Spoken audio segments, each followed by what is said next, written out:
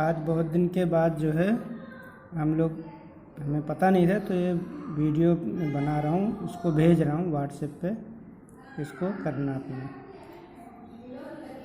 हम आज देखेंगे कि मतलब जो डार्सी फार्मूला है, डार्सी इक्वेशन, वो कैसे हम डिराइव करते हैं, कैसे निकालते हैं। हालांकि डिराइव करना नहीं है, लेकिन जो है इसको डिराइव करना जानकारी के लिए तुम्हारे ये मैं भेज रहा हूँ। तो घर्षण के कारण जो है ये होता किस लिए है कि भाई पाइप होती है लंबा, बड़ी पाइप रहती है, पाइप के अंदर का सरफेस खुरदुरा होता है, तो खुरदुरे होने की वजह से उसके अंदर जो फ्रिक्शन होता है, जब फ्लूइड द्रव जो है गति करता है, तो जो फ्रिक्शन होता है उसके चलते इसमें जो इसकी एनर्जी जो रहती है, द्रव जो बह रहा है उसकी ऊर्जा में जो भी हानि होती है, तो उसको हम जो है इस डार्सी फार्मूला से निकालते हैं।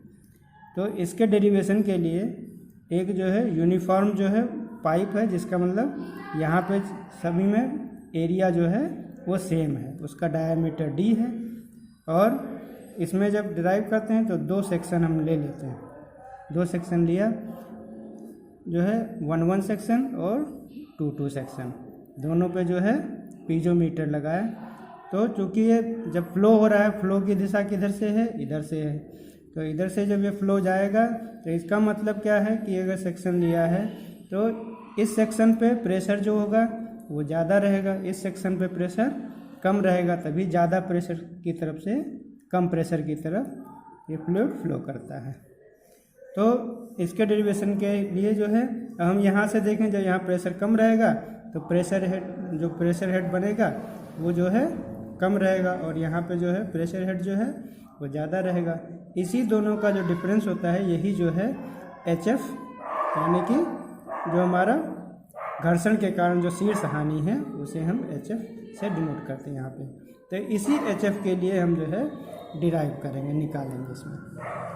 तो अब शुरू करें हम जो है, तो दोनों बिंदु के बीच में अगर हम यहीं से देखें फिगर से ही, तो सीधे क्या है डिफरेंस HF क्या है, हेड जो शीर्ष हेड का डिफरेंस है, ये कितना आ रहा है, ये P1/ρg माइनस P2/ρg, ये HF equal to P1/ρg minus P2/ρg। ये 1 नंबर इक्वेशन हमने कर लिया। फिर ये आता कहाँ से है, तो इसमें हम अप्लाई जब करते हैं तो बर्नौली थ्योरम जो है हम जब अप्लाई करते हैं दोनों सेक्शन के बीच में, बर्नौली थ्योरम,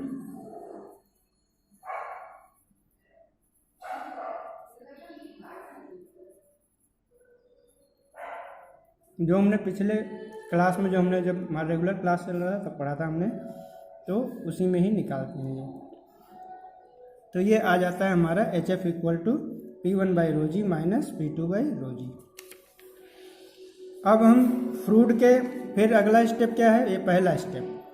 दूसरा स्टेप में क्या है कि फ्रूट का जो थ्योरम है, फ्रूट का जो एक्सपेरिमेंट से हम जानते हैं कि जो द्रव प्रवाह के अंदर का जो घर्षण प्रतिरोध होता है वो जो है वो equal to F dash into AV² होता है। F डैश जो है फ्रूट का स्थिरांक है, और ये इक्वल टू जो है ये friction due to dynamic friction into density upon 2, इसको ले लेते हैं। एरिया जो है, एरिया भीगी सतह का क्षेत्रफल, मतलब ये पाइप अगर पूरा फ्लो होकर के बह रहा है, हम यहाँ पे क्या एज्यूम करते हैं यहाँ पर कि ये पाइप में हमारा जो है पूरा फुल्ली फ्लो होकर के बह रहा है, तो यहाँ पे जो होगा एरिया, जो भीगी सतह का एरिया, तो यहाँ का जो सरकमफेरेंस और ये जो पूरी जो लेंथ है इंटू L, तो πdL, इसकी जो L जो है लेंथ है। ये सारी वैल्यू को, इस वैल्यू को और इस वैल्यू को, दोनों को हम जो है यहाँ पे जब पुट करते हैं तो हमारा जो है जो घर्षण प्रतिरोध जो आता है वो हमारा R equal to 1/2F rho πdL into V²। फिर अगले उसमें तीसरे स्टेप में हम जो है क्या करते हैं कि सेक्शन जो एक है और सेक्शन 2 है। इसके बीच में जो हमारा द्रव के दाब की वजह से जो हमारा जो बल लगता है वो हम निकालते हैं। तो बल का हमारा क्या होता है कि प्रेशर इंटू एरिया। तो सेक्शन 1 पर जो है वो pressure into area P1 A1 हो गया, और सेक्शन 2 पर P2 into A2 pressure into area, दोनों का जो डिफरेंस है। अब यहाँ पर ज़्यादा है तो ज़्यादा में से माइनस करते हैं कम। अब ये F इक्वल टू हमारा A1 A2 चूँकि क्या है कि इक्वल है, दोनों जगह पे पूरा पाइप हमारा बराबर है, सेम डायमीटर का है, डायमीटर में चेंज नहीं हो रहा है, एरिया में चेंज नहीं हो रहा है, तो इसलिए हमारा एरिया दोनों का इक्वल है, इसलिए एरिया हमारा कॉमन आ जाएगा पाई डी स्क्वायर, और अंदर difference P1 minus P2 bracket में। फिर चौथे स्टेप में जो है हम क्या करते हैं, सेक्शन 1 और 2 के बीच में क्या है इक्विलिब्रियम कंडीशन हम ले लेते हैं। तो इक्विलिब्रियम कब होगा, जब द्रव के दाब के कारण जो बल है वो हमारा घर्षण के बल के इक्वल होगा। जो कुल पाइप के अंदर जो घर्षण बल लग रहा है, जो पाइप में जो घर्षण बल लग रहा है, इसमें इसके बीच में जो बल जो लग रहा है, ये बल यहाँ पर जो भी फ्रिक्शन लग रहा है चारों तरफ में सरकमफ्रेंस पे, दोनों के जब इक्वल होगा तभी हमारा जो है संतुलन होगा। तो संतुलन जब लेते हैं तो संतुलन के कारण जो है फिर से हम द्रव के कारण जो दाब है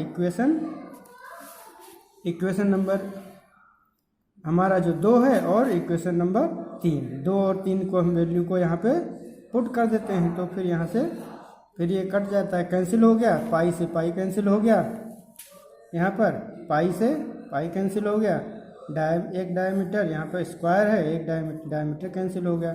इसको फिर हम कन्वर्ट करते हैं, इसको फिर हम और आगे बढ़ते हैं, लेते हैं, तो फिर क्या हो जाता है हमारा आता है P1 minus P2 equal to 4F rho L V square upon 2D।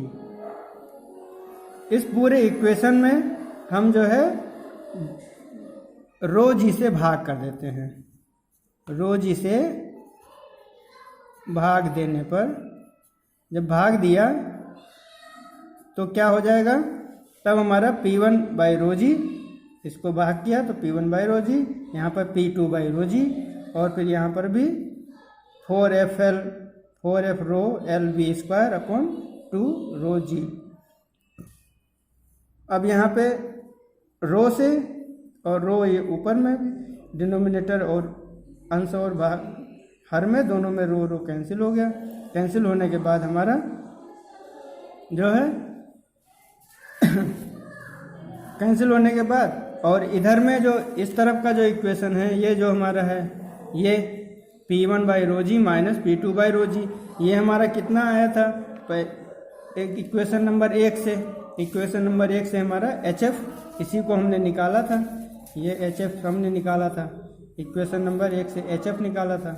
तो ये जब हो गया तो HF आ गया इसकी जगह पे, और HF इक्वल टू यहाँ पे रो से रो कैंसिल हो गया, तो 4FLV स्क्वायर अपॉन 2GD। तो ये HF जो है यहाँ पर जो हम निकालेंगे कभी प्रॉब्लम में जब हम इस्तेमाल करेंगे, तो एक तो ये हमारा फार्मूली इस्तेमाल करना है, और दूसरा HF की वैल्यू हमारी एक ये है। ये दोनों का इस्तेमाल करेंगे हम आगे प्रॉब्लम जब करेंगे न्यूमेरिकल, तो उसमें करेंगे, ठीक है। फिर इसी में ही एक और आता है फ्रिक्शन निकालने के लिए, फ्रिक्शनल जो चेजी फार्मूला जो है, चेजी ने इसके अंदर और जो है इस्तेमाल किया। इसमें इन्होंने जो है द्रवीय ढाल और यानी कि हाइड्रोलिक ग्रेडियंट, द्रवीय ढाल और द्रवीय ढाल यानी कि हाइड्रोलिक ग्रेडियंट, और द्रवीय मध्यमान गहराई यानी हाइड्रोलिक मीन डेप्थ, ये दोनों को जो है जब हम चेजी साइंटिस्ट हुआ, उसने जो है इसको इस्तेमाल किया इसके अंदर। इसी फार्मूले में ये जो HF हमारा जो डार्सी फार्मूला, इसी डार्सी फार्मूले में और मॉडिफाई किया उसको, तो उसने जो है जो चेजी ने जो फार्मूला निकाला उसको कहते हैं चेजी फार्मूला। तो चेजी ने अपने फार्मूले में इस्तेमाल किया किसको, द्रवीय ढाल को और द्रवीय मध्यमान गहराई को। द्रवीय ढाल क्या होता है, ये घर्षण के कारण जो शीर्ष हानि है, घर्षण के कारण शीर्ष हानि हमने पहले डिनोट किया, HF कहते हैं उसको, और और पाइप की कुल लंबाई का अनुपात होता है। द्रव्य ढाल की परिभाषा क्या है कि घर्षण के कारण शीर्ष हानि और पाइप की कुल लंबाई के अनुपात को द्रव्यीय ढाल कहते हैं। सपोज ये पाइप ऐसे मान लिया, ये जो है पाइप है और पाइप जो हमने बनाया उसके अंदर HF हमारा फ्रिक्शन हो गया और L जो है उसकी पाइप की कुल लंबाई हो गई। तो और इसको डिनोट करते हैं द्रव्य ढाल को I से, ये I से डिनोट करते हैं, HF/L हो गया। फिर द्रव्य मध्यमान गहराई, द्रव्य मध्यमान गहराई क्या होता है? पाइप की काट का जो क्षेत्रफल है, पाइप की काट मतलब कि हमने सीधा सीधा पाइप को ऐसे काटा तो पाइप का जो सर्कल निकलेगा उसका एरिया क्या है, उसको कहते हैं काट का क्षेत्रफल। तो पाइप की काट का क्षेत्रफल और भीगी परिमाप, भीगी परिमाप यानी कितना परिमाप है उसका। अब जो है भीगी एरिया नहीं है, क्षेत्रफल होता तब जो है क्या होता है πd/L, लेकिन भीगी परिमाप है तो यानी कि उसके सर्कल जो चारों तरफ सरकमफेरेंस है, सरकमफेरेंस हमें निकालना है। और ये पाइप की काट का क्षेत्रफल, तो यहाँ पे π/4 पाइप की काट का क्षेत्रफल π/4d²। परिमाप क्या हो गया उसमें πd। ये हमने एज्यूम किया हुआ है कि पाइप हमारा फुल भर के चल रहा है, चारों तरफ जो है पाइप के सट के चल रहा है, पानी जो है उसका फुल फ्लो हो रहा है। तो यहाँ से जब कैंसिल करेंगे सब चीज़ें तो हमारी जो है द्रव्य मध्यमान गहराई, इसको m से डिनोट करते हैं और ये कितना आया हमारा d/4। अब इसके बाद हम जो है डार्सी समीकरण जो डार्सी फार्मूला हमने निकाला था HF = 4FLV²/2GD, 4FLV²/2GD। इसको हम मॉडिफाई करें तो हमारा क्या आता है V² = HF मतलब V² को इसको यहीं पे छोड़ के बाकी सबको दूसरी तरफ हम ट्रांसपोज करते हैं, दूसरी तरफ ले जाते हैं तो उसमें क्या आ जाता है HF × 2GD/4FL। अब इसको और मॉडिफाई करना है तो 3 टर्म के अंदर हम जो है इसको मॉडिफाई करते हैं। HF/L जो हमारा द्रव्य ढाल था, HF/L हमारा द्रव्य ढाल, D/4 हमारा द्रव्य मध्यमान गहराई और तीसरा जो है 2G/F। इसको हम अगर करेंगे तो यही चीज़ फिर से आता है, इसको इसी को ही हमने इस तरह से मॉडिफाई केवल किया बस। अब इसमें ये द्रव्य ढाल है तो द्रव्य ढाल किससे डिनोट करते हैं I से, तो इसकी जगह I रख दिया। D/4 द्रव्य मध्यमान, तो मीन हो गया, m आ गया और ये 2G/F ये एज इट इज रहेगा।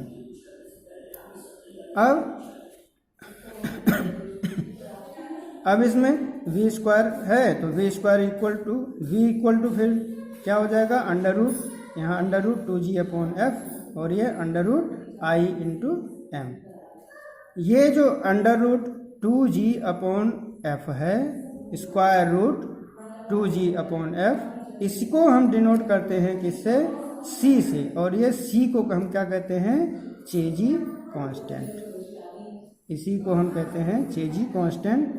तो ये चेजी कांस्टेंट जो है हमारा C है और इस फार्मूले को जो हमारा आया V = C √I × m, इसी को ही जो है चेजी फार्मूला कहते हैं, चेजी सूत्र कहते हैं।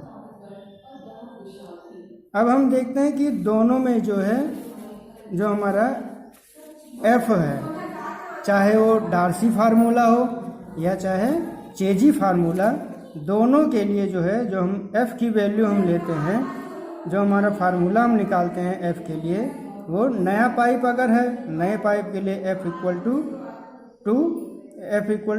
0.005 ब्रैकेट में 1 + 1/35D।